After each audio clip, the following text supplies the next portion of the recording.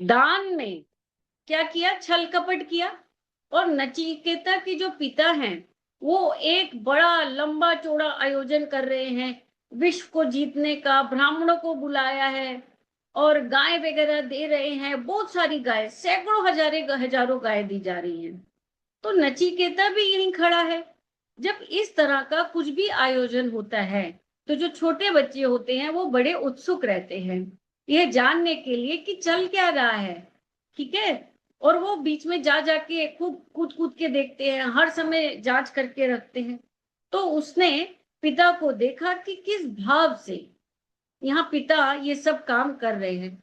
तो इसमें पिता का भाव क्या होगा, कोई मन से दान पुण्य करने का तो नहीं है, तो कुछ तो गड़बड़ बेईमानी वाला भाव दिख रहा होगा।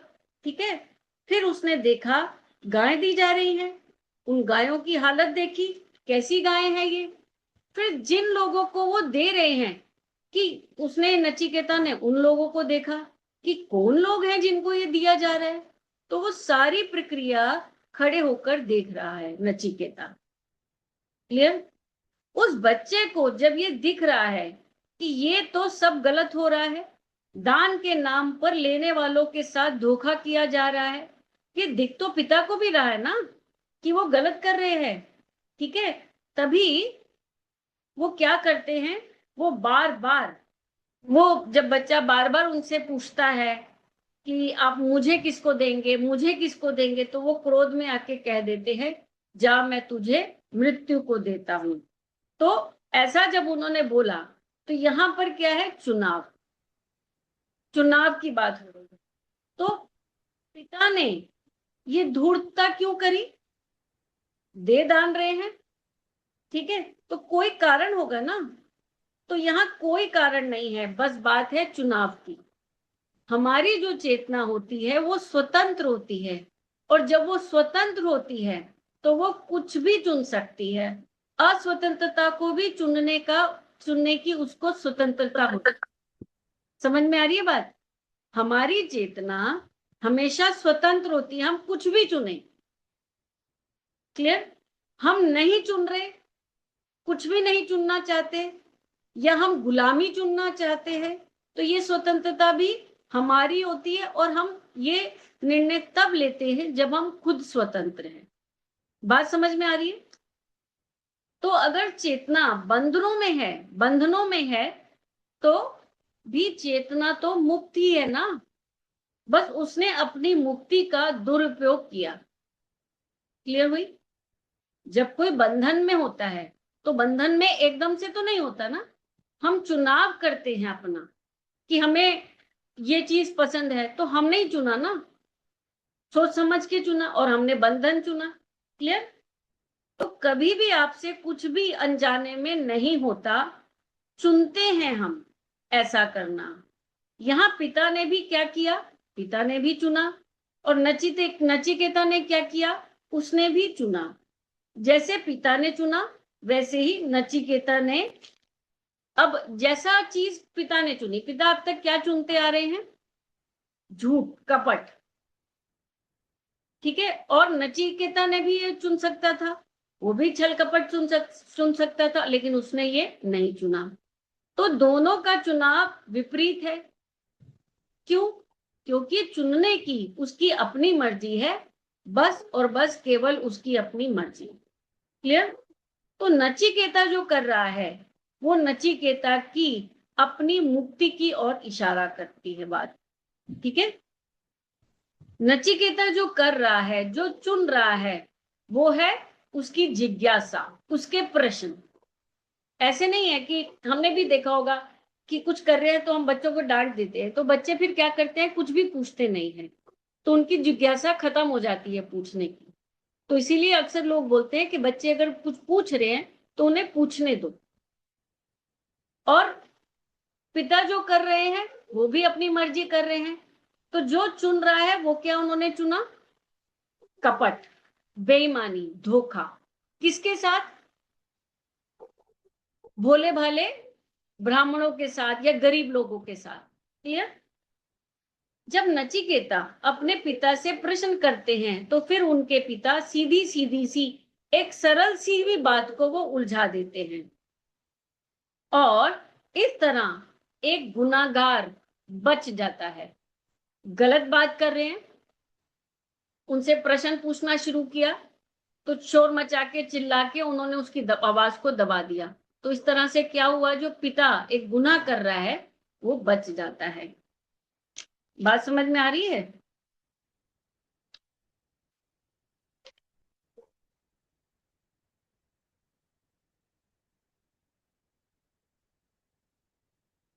तो ऐसा ही, तो इस तरह की जो बात है वो हमने हमारे न्यायालयों में भी देखी है। ठीक है, वहां पर क्या होता है,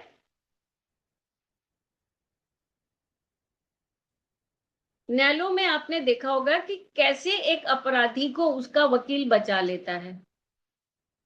वो खुद तो खूब वो क्या करता है, वकील खूब उलझाएगा, खूब घुमाएगा बातों को, घुमाएगा घुमाएगा घुमाएगा और इतना ज्यादा घुमा देता है वो बात को कि फिर बात का साफ साफ दिखना ही बंद हो जाता है। ठीक है, कि इसी ने तो अपराध किया है ना, ये हमें दिखना बंद हो जाएगा। और जज क्या कहेगा, वो कहेगा देखो लग तो रहा है कि इसी ने अपराध किया है, पर बात ये है कि हमें तो और 50 पहलू भी सोचने पड़ते हैं, हमारे पास जो एविडेंस है उनको भी लेकर के हमें चलना पड़ता है, तो हम कोई निर्णय सही से ले नहीं सकते। ठीक है, तो इस तरह से कानून में भी होता है। और इस तरह से वो क्या बोलते हैं, हमारे पास एविडेंस पूरे नहीं है तो हम उस अपराधी को वो क्या करते हैं, हम इसको कोई सजा नहीं दे सकते। तो इस तरह से एक गुनहगार सजा से बच भी जाता है। बात समझ में आ रही है? कैसे बच गया, बात को घुमा घुमा कर इतना उलझा दिया कि वो बच गया। इसी तरह हमारे भीतर भी एक गुनाहगार हमेशा बचा रहता है और वो अपना वकील खुद है। बात समझ में आ रही है? आप आप एक मुकदमा लेकर जाएं, वो 5 और मुकदमे खोल देगा। कौन? हमारा मन। ठीक है, जो मुद्दा है बस उसकी बात करेंगे, इधर उधर उसको भागने नहीं देंगे। मतलब जो हमारा मन है, हमारा मन भी बेईमान होता है, उसको कुछ भी बोलो वो इधर उधर ये वो कुछ भी करेगा। छोटा सा एग्जाम्पल हो, मान लो हमें अपना सुबह जल्दी उठना है, हमें पता है बहुत जरूरी उठना है, एक्सरसाइज करनी है, कुछ भी, लेकिन जब उठने की बारी आएगी हमारा मन हमें 100 तरह के बहाने बताएगा। रात को देर हो गई थी, अच्छा मोबाइल उठाया, अरे अरे नहीं खाऊ नहीं जल्दी उठूंगा, सो जल्दी उठ जाऊंगा तो मेरी तबीयत खराब हो जाएगी, पैरों में दर्द हो जाएगा, कुछ भी करेगा वो। बात समझ रहे हैं आप? तो अहंकार के पास ये बात बड़ी चालाक भरी होती है, वो चीजों को भीतर भीतर स्वयं ही उलझा देता है और जब वो देखता है कि पकड़ा जाने वाला है तो वो और उलझा देगा और आपको भटकाएगा। तो इसीलिए जो बात बहुत बहुत माननीय है, बढ़िया बात है, और वो बात क्या है, इतनी सी है कि सीधी सीधी बात हो, उसको उलझाया ना जाए। बात समझ में आ रही है? कोई भी बात हो उसको सीधी स्पष्ट ही किया जाए। ठीक है, इतनी बात साफ रखो कि उसके दो अर्थ भी ना हो सके। अब ये हमारी जीवन में भी रोज होता है, हमारे घर में होता है। आपने किसी को बोला, बच्चों को ही हम बोल देते हैं कि जैसे बेटे आज आप एक काम करना, बिजली का बिल भर देना, इतना सा बोला। अब वो नहीं, ऐसा नहीं है कि वो बच्चा बेईमान है या गलत है, आपने उसे बोला भर देना, अब वो सोच रहा है अच्छा आपने ये तो बताया ही नहीं कि कैश भरना है या पेटीएम करना है। और आपकी भी गलती रही कि आपने भी नहीं बताया, आपने भी बोल दिया हाँ भर देना। आप सोच रहे हैं वो समझदार है, वो खुद कर लेगा, वो सोच रहा है मम्मी मुझे जैसा बताएगी मैं तो वैसा ही करूंगा। तो इसीलिए बोलते हैं जीवन में कि जब भी कोई बात हो वो बिल्कुल स्पष्ट ही बतानी है, इतनी स्पष्ट बतानी है कि कोई उसका दूसरा अर्थ भी ना ले। तो हम अपने आप को ये ना समझे कि मैं समझदार हूं या वो समझदार है। आप अपने आप को समझो कि हम केवल इंसान हैं, हमसे गलतियां हो सकती हैं, उससे भी गलती हो सकती है। तो हम हमेशा अपनी बात एकदम स्पष्ट और सटीक और बिल्कुल क्लियर करेंगे, ताकि वो उसका दूसरा अर्थ भी ना लगा सके। बात समझ में आ रही है? हालांकि अहंकार तब भी आप कितना भी कर लो, वो 4-5 अर्थ अपनी मर्जी से निकाल ही लेगा। तो अहंकार किसका? मेरा या मेरे बच्चे। कोई भी गलती हो गई, उसको छुपाने के लिए सीधी बात नहीं बोलेंगे, अरे मैं भूल गया, अरे वो तो तुमने ये नहीं किया, तुम ऐसा करती हो, तुम वैसा करती हो। ये सब कहानियां रहती हैं। बात समझ में आ रही है? तो यहाँ जो कथा चल रही है, यहाँ चल जरूर नचिकेता की रही है, लेकिन असल में ये हमारी जिंदगी की चल रही है कि हम कब कब कहाँ कहाँ कैसे गलतियां करते हैं, क्यों करते हैं और कैसे बचा जाता है। क्लियर? फिर क्या होता है? तो ये जो चतुर कपटी अहंकार है, ये बच ना निकले, इसीलिए जो बात है उसको सीधा रखा जाता है। सीधी बात, दो टूक बात किया करो। क्यों करें? क्यों करी बेईमानी? उससे सीधा पूछो, क्यों करी बेईमानी? दो टूक बात। वो कह सकता है, मर्जी मेरी, मेरी मर्जी थी, मैंने कर दिया। इसीलिए बेईमानी जो होती है, उससे ये हम पूछ सकते हैं कि क्या ईमानदारी नहीं कर सकते थे? तुम ईमानदारी का चयन भी तो कर सकते थे, लेकिन नहीं करी। क्यों नहीं करी? क्योंकि आदत बन गई है। क्लियर हो गई? आदत बन गई है। देखो, मैं दानवीर हूं और मैंने सबको बेवकूफ बनाया, और मैं सबको बेवकूफ बना रहा हूं। अगर अब तक मैंने 10 बार लोगों को बेवकूफ बनाया है, तो मैं 11वीं बार भी बना सकता हूं। कौन कह रहा है ये बातें? पिता, जो दान कर रहा है, इतने समय से उसको प्रैक्टिस है, दान करता है और गलत दान करता है। क्लियर? बेईमानी को सफल ना होने देना बहुत जरूरी है। बात आपके अड़ने की नहीं है, बात है जिसकी बेईमानी को आपने एक बार नहीं पकड़ा, अब उसे बार बार प्रोत्साहन मिल जाएगा। अब वो 10 बार और 10 नई नई बेईमानी करेगा। बात समझ में आ रही है? और हमारे धर्म में माँ बाप का ये धर्म होता है कि बच्चे कहीं बेईमानी कर रहे हैं अगर, तो उनको पकड़े। अगर बच्चे की बेईमानी नहीं पकड़ी, तो बच्चे से ज्यादा बड़ी गलती माँ बाप की है, बच्चे की नहीं है। बच्चे के प्रति आपका कर्तव्य है, जिम्मेदारी है कि वो जहां कहीं भी धूर्तता करे, कपट दिखाए, कुछ भी इस तरह का कर रहा है, तो आप उसको तुरंत पकड़ लीजिए। नहीं तो उसमें ये भाव बैठ जाएगा, उसके अंदर ये आदत बन जाएगी कि बेईमानी करके तो मजे लिए जा सकते हैं और पकड़े भी नहीं जाएंगे। ये हम डेली हमारे जीवन में देख रहे हैं कि लोगों को किस तरह से एक बार गलती करके बार बार कर रहे हैं। क्लियर है? तो ऐसे ही हमने अपने यहाँ जीवन में हर जगह देख ही रहे हैं, कितनी ऐसी व्यवस्थाएं हैं, कितनी ऐसी चीजें हैं, वहां पर यही सब चल रहा है, बेईमानी। और आपने उन लोगों को बेईमानी करने का अभ्यास सा करा दिया है। क्यों अभ्यास करा दिया है? क्योंकि कहावत है ना, रस्सी आवत जात से सिलपत परत निशान। मतलब उसके बहुत बार निशान पड़ गया है, बेईमानी कर करके अब उसको पूरा भरोसा ही हो गया है बेईमानी करने का। ठीक है? तो अब उसको विचार भी नहीं करना पड़ता बेईमानी करने के लिए।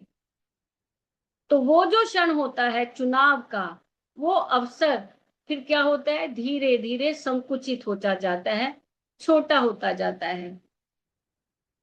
क्लियर? हल्का सा बस एक एहसास होता है कि मैं बेईमानी करने जा रहा हूं। और जब मैंने एक बार इस तरह का एहसास का उपेक्षा कर दी कि हाँ कर रहा हूं, क्या हो गया, किसी को नहीं पता लगेगा, कर ली ना, कोई बात नहीं, तो उपेक्षा कर दी मैंने और मैंने बेईमानी को चुन लिया, तो फिर क्या होगा, आपके भीतर वो सच्चाई जो बैठी है वो आपको बार बार अंदर से पुकारती है, पर बहुत लंबे अरसे तक आप उसको वो अब आपके साथ ये अभ्यास नहीं कर पाएंगे। समझ रहे हैं? आपने कोई गलत काम करना शुरू किया तो आपके अंदर से धीरे से छोटी सी एक आवाज आती है, ठीक, आपने उस आवाज को नहीं सुना, अगली बार फिर आपने वो गलती की, फिर आपने उस पुकार को नहीं सुना, अब अगली बार फिर गलती की, आवाज वो और धीरे हो जाएगी और धीरे हो जाएगी, ठीक है, और आपने 100 बार यही गलती बेईमानी करी बार बार, तो फिर क्या होगा, फिर वो आवाज आपकी एकदम मंद पड़ जाएगी जो आपको अंदर से टोकती थी, जो आपको रोकती थी कि गलत मत करो, गलत मत करो, ठीक है। आप इसको ऐसे भी कह सकते हैं कि छेदों वाली बाल्टी। अब छेदों वाली बाल्टी का मतलब क्या हुआ, इतने छेद हो गए हैं उसमें कि आप उसमें पानी डालेंगे तो वो रुकेगा नहीं, तो छेद किसके हुए, बेईमानी के। अब उसमें कोई भी सत्य बात आप डालोगे वो टिकेगी ही नहीं। बात समझ में आ रही है? तो बाल्टी में जब पहला ही छेद हो रहा था तभी उसको रोक दो, तभी रोक दो, और हर बेईमानी के साथ आपकी बाल्टी में एक और छेद बन जाता है और बढ़ता चला जाता है, और एक समय ऐसा आता है जब बाल्टी में छेद ही छेद होते हैं। अब आप उसमें उसमें कितना भी ज्ञान डाल लीजिए वो रुकेगा नहीं, उसमें ईमानदारी नहीं आएगी। समझ में आ रही है बात? तो ये जो बेईमानी के साथ जो वज्रस्व है वो क्या करता है, हर बेईमानी आप अगली बेईमानी के लिए और ज्यादा तैयार कर देती है। तो पहले ही मत करो, अगर रोकना आसान था तो पहली बेईमानी पे रोकना आसान था, जितनी बढ़ती जाएगी रोकना उतना मुश्किल होता चला जाएगा, क्योंकि बात तो चुनाव की है, चुनाव करना है और आपके लिए कठिन होता जाएगा चुनाव करना। समझ में आ रही है? इसको एक एग्जाम्पल से हम समझते हैं कि जब पहला चूहा दिखाई दिया घर में उसको तभी पकड़ लो और बाहर छोड़ आओ, नहीं तो पता नहीं कितने और चूहे आ जाएंगे। एक था, अगर हमने तब नहीं कुछ किया तो अब जब वो 40 हो गए हैं अब कैसे करोगे। लेकिन हमारा आग्रह हमेशा यही होता है, अजी हम कर लेंगे, अरे देख लेंगे, आगे देख लेंगे, कोई नहीं। तो जब जरा ईमानदारी से आप अपनी शक्ल देखिए, अपना मुंह देखिए कि जब एक चूहा था तब तो हमने कुछ नहीं किया, ठीक है, तब तो उसको पकड़ के बाहर नहीं छोड़ा, वो काम तो हमने किया नहीं, और अब 40 कर लिए हैं, अब कैसे उन्हें छोड़ोगे, बताओ ना। तो बेईमानी का हर प्रकरण आने वाले समय में ईमानदारी को और असंभव बनाता जाता है। बात समझ में आ गई? बेईमानी को और असंभव बना देता है, असंभव कर देता है ईमानदारी को। शुरू में ही रोक दिया तो रोक दिया, उसका अभ्यास हो गया, नहीं तो रोक नहीं पाओगे। बात समझ में आ रही है? आज की बेईमानी को कल की ईमानदारी से कभी भी ढक नहीं पाओगे, क्योंकि आज आप बेईमान हो तो कल ईमानदार होना और ज्यादा मुश्किल मुश्किल मुश्किल होता जाएगा। अगर ईमानदार हो सकते हो तो अभी हो सकते हो, और अगर अभी नहीं हुए तो कल तो एकदम भी नहीं होंगे। बात समझ में आ रही है? तो इसीलिए कहते हैं कि धीरे धीरे करके ये जो हमारी आदत होती है यही कर्म फल कहलाता है। धीरे धीरे करके हमारी हालत ऐसी हो जाती है कि हमें कुछ भी सुनाई नहीं देता, हमें ऐसा लगता है जैसे सारा काम अपने आप ऑटोमेटिक हो रहा है। होता है ना, अपने आप होता है।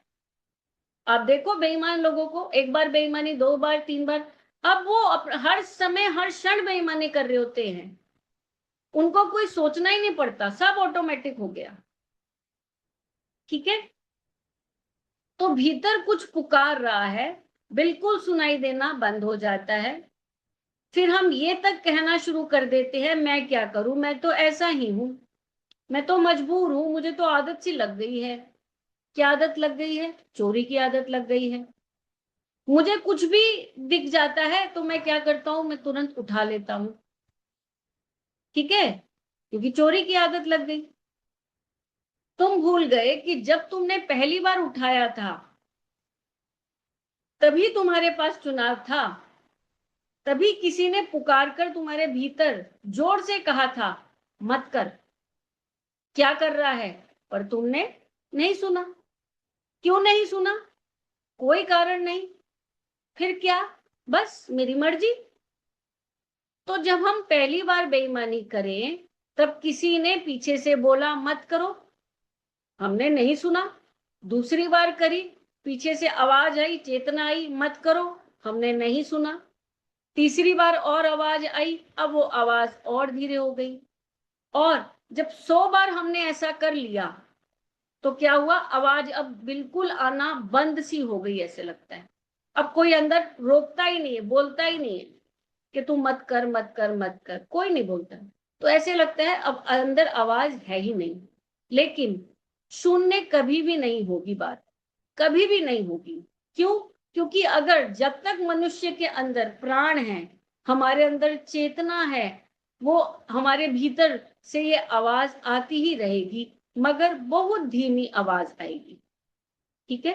तो हमारी चेतना का ये स्वभाव है मुक्ति चाहना।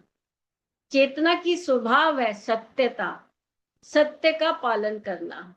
तो जहां कहीं भी आप असत्य को चुन रहे होंगे तो आपके भीतर आपकी चेतना कसमस आएगी।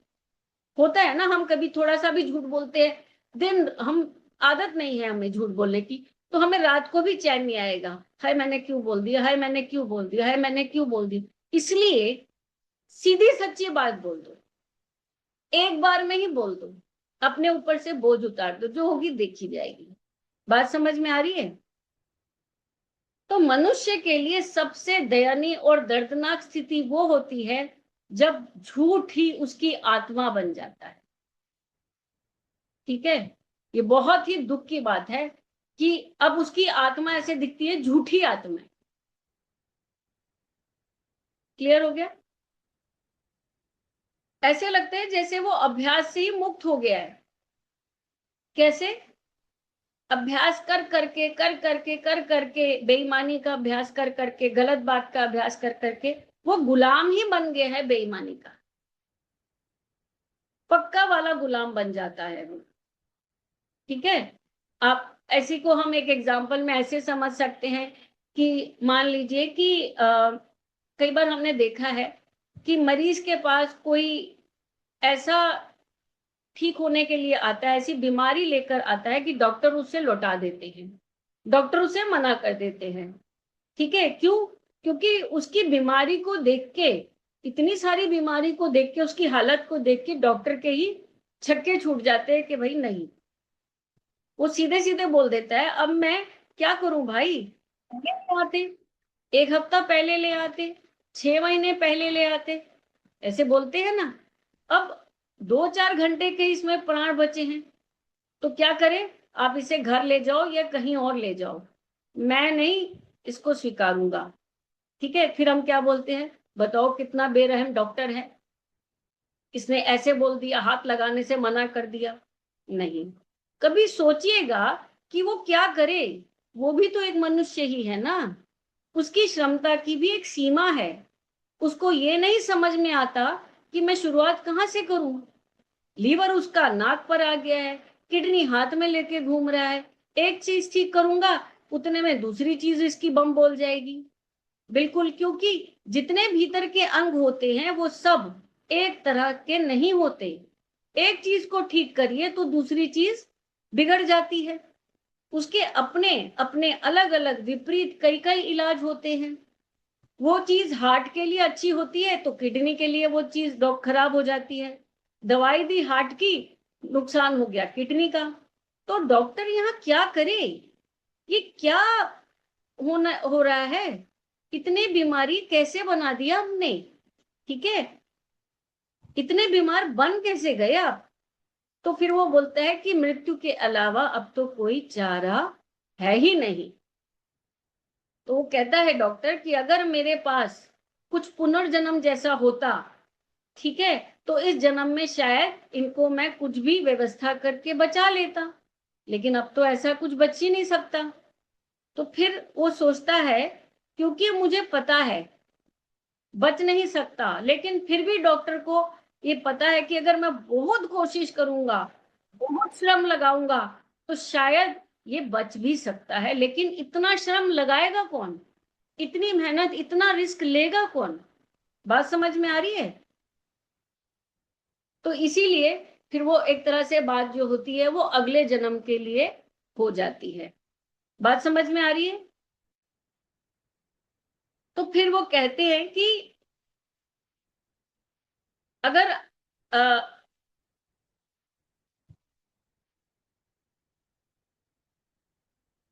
उसके बाद ये बात आती है कि ये जो सब कुछ हो रहा है ये हमारा अपना धीरे धीरे करके हमारा स्वभाव ही बन जाता है, हमारा नेचर ही ऐसा हो जाता है, ठीक है। तो फिर यहाँ बात चुनाव की नहीं रहती, अब यहाँ चूज करने का नहीं, अब हमारा नेचर बन गया। तो बात में कहाँ से शुरू हुई थी, कामना से, कामना से आई चुनाव से, ठीक है, और चुनाव से अब आ गई मर्जी पर, मर्जी से आ गई स्वभाव पर, ऐसे ही हो जाते हैं हम, ठीक। तो यहाँ काम, यही काम यहाँ पिताजी कर रहे हैं। पिताजी को लग थोड़ी रहा था कि बेईमानी कर रहे हैं गायों की, उनका पूरा दूध निचोड़ लिया। दूध निचोड़ देने के बाद अब ये क्या है, उनको बुढ़ापे में कौन चारा भूसी खिलाएगा, गाय तो बूढ़ी हो गई हैं। तो वो बड़ी चतुराई दिखाते हैं, बोलते हैं एक तो खर्चा बचेगा, नहीं तो ये बूढ़ी गाय हैं इनको पालना पड़ेगा, इनको इनको अगर कुछ देना पड़ेगा, और हो सकता है अब ये दूध तो दे नहीं रही हैं, लेकिन फिर भी 5 साल 7 साल तक जिंदा रह सके, दूध देना बंद है फिर भी जीती रहेंगी। तो बोले इतने साल तक इनको कौन खिलाएगा पिलाएगा, तो चलो एक काम करते हैं, एक पंथ दो काम करते हैं, खिलाने का खर्चा भी बचेगा और हमारी दान प्रियता के भी किस्से दूर दूर तक मशहूर हो जाएंगे। तो बुलाओ रे बुलाओ, सब बुलाओ, सब ब्राह्मणों लोगों को बुलाओ, उनको दिया जा रहा है, ले लो ले लो, कई हजार गायें हैं, ठीक है। अब यहाँ भाव समझिए क्या है, कितनी बेईमानी का भाव है। एक तीर से गायों पर खर्चा भी बच गया और कहला भी गए कि ये देखो कितना बड़ा इनका दिल है, ये सब ब्राह्मण वहां पर खड़े हो गए हैं लेने वाले। और वहां देखो मजेदार बात, लेने वाले भी वैसे ही हैं, वो भी नहीं कह रहे हैं कि ये क्या गाय दे रहे हो, इनको क्या ले जाऊं, घर ले जाऊं कि अस्पताल ले जाऊं इन बूढ़ी गायों को, ये जो तुमने मुझे दान दी है ये चीजें, ये है क्या, अपने पांव पर तो ये चल के जा भी नहीं सकती, इतनी बूढ़ी हैं, क्या लेके जाऊं इनको, कैसे लेके जाऊं, कंधे पर उठाकर लेके जाऊं इनको, ऐसी ऐसी गायें हैं। और वहीं पर वो छोटू बच्चा नचिकेता 8-10 साल का बच्चा, वो ये सब देख रहा है कि चल क्या रहा है, वैसे ही खड़ा हो गया, ठीक है। इतने ही नहीं, उसने पहले भी घर में बातचीत तो सुनी होगी ना कि क्या चल रहा है घर में, तो उसको पता भी होगा कि ये सब करने के पीछे एक्चुअल प्रयोजन क्या है उसके पिता का, ठीक है। तो उसके कान खड़े हैं और पिता को भी पता है कि पुत्र ये सब बातें समझ रहा है, इसीलिए उसने जब पिता को जाकर बार बार कहा कि आप मुझे किसको देंगे, क्योंकि यज्ञ है ना, सब दान कर रहे हैं, और देख रहा है कि कितने दुख की बात है, तो वो कह रहा है चलो मैं ही कुछ कर लेता हूँ, मैं तो अच्छा हूं, मैं तो पिता हूँ, अपने पिता की कुछ इज्जत बचा लूंगा। तो पूछता है पिताजी आप मुझे किसे देंगे, आप मुझे किसे देंगे, तो पिता चिढ़ जाते हैं और वो बोल देते हैं गुस्से में जा मर। आजकल हम भी ऐसे बोल देते हैं गुस्से में अपने बच्चों को, जा मर जाके, हट यहाँ से, ठीक है। तो उसी को थोड़ा सुसंस्कृत भाषा में वो बोल देते हैं कि जा मैंने तुझे मृत्यु को सौंपा, ठीक है। और लड़का भी देखो, बालक भी देखो, एक अनूठा बालक है, बोला अब देख ही लेते हैं हम तो जा रहे हैं, ठीक है, कहाँ जा रहे हैं? बहुत बहुत अनूठी बात है ये। कोई कहीं पर बैठे थोड़ी है यम के सामने जाकर खड़ा हो जाएगा नचिकेता। तो बात क्या है? तो ये पूरी चर्चा भी आगे हमें इस कथा में मिलेगी, ठीक है। तो एक और तो बात ये है कि अगर हमारा लंबा अभ्यास हो गया है, पीढ़ी दर पीढ़ी हमें अभ्यास हो गया है, तो ये बड़ा मुश्किल हो जाता है, ठीक है। क्या करना? बेईमानी से ईमानदारी पे आना। तो फिर दूसरा हमारे सामने आता है, वो होता तो मुश्किल है कि मुश्किल ऐसा लगता है, लेकिन वो कुछ मुश्किल नहीं होता। उसी माहौल से ये लड़का भी निकल के खड़ा हुआ है। क्या मुश्किल हो गया? जैसे शरीर के पिता है, पर पिता है, उसी शरीर का नचिकेता भी है। ये फिर अलग चुनाव कैसे कर रहा है? अलग चुनाव कर रहा है ना, कुछ मुश्किल नहीं होता। तो अब हम क्या करें? इतनी देर तक तो हम सिद्ध कर रहे हैं, मुश्किल हो जाता है, बाल्टी में छेद ही मत होने दो। अब क्या हो गया? छेद ही मत होने दो बाल्टी में। तो नचिकेता का होना ये सिद्ध करता है कि अभी भी कोई नई शुरुआत की जा सकती है, ठीक है। लेकिन दोनों बातों में थोड़ी है तो डिसीजन लेना मुश्किल ही लगता है ना, मुश्किल है, लेकिन मुश्किल नहीं है। क्यों? क्यों मुश्किल नहीं है? वही बात, मेरी मर्जी आपकी मर्जी पर है। पिता की मर्जी थी बेईमानी करना, उसने मर्जी की। नचिकेता बच्चा है, ईमानदारी करना उसकी मर्जी है, तो उसने भी अपनी मर्जी करी, ठीक है। तो आपकी मर्जी,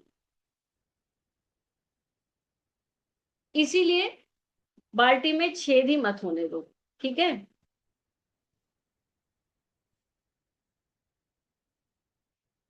अब फिर इसके बाद ये बात आती है कि सब कुछ आज एकदम से नया शुरू हो सकता है क्या? हो सकता है। यदि ये मुश्किल होता तो आपकी मर्जी, और यदि आपकी मर्जी हो तो ये बहुत आसान है। क्या? सही चुनाव करना। तो चुनाव करना फिर आपके हाथ पाले में आ गया, देना। तो फिर बात आपकी कामना की है, कामना की दिशा की है, कह सकते हैं। अब यहां पर हमने क्यों ये कामना की अच्छे की? क्यों नचिकेता ने कामना की कि मेरा पिता गलत कर रहा है, मैं ही कुछ अच्छा कर लूं? तो यहां बात आ गई प्रेम की। किससे प्रेम है? पिता से भी प्रेम है, और जिन लोगों को ऊपर ऐसा दान किया जा रहा है उनसे भी प्रेम है कि गलत उनको मत दिया जाए। बात समझ में आ रही है? तो कल यहाँ पर आज के लिए इतना ही। तो कल हम पढ़ेंगे श्री कृष्ण ने भी इसके विषय में क्या बात बोली है, तो थोड़ा वहां का भी वक्तव्य ले लेंगे, ठीक है। बात समझ में आई? किसी को कुछ कहना है? नहीं, समझ आ गई बात। आई बात समझ में ना? हाँ। ठीक है, चलो। Okay. Okay, bye bye, bye goodbye, good night. Night, bye. Bye.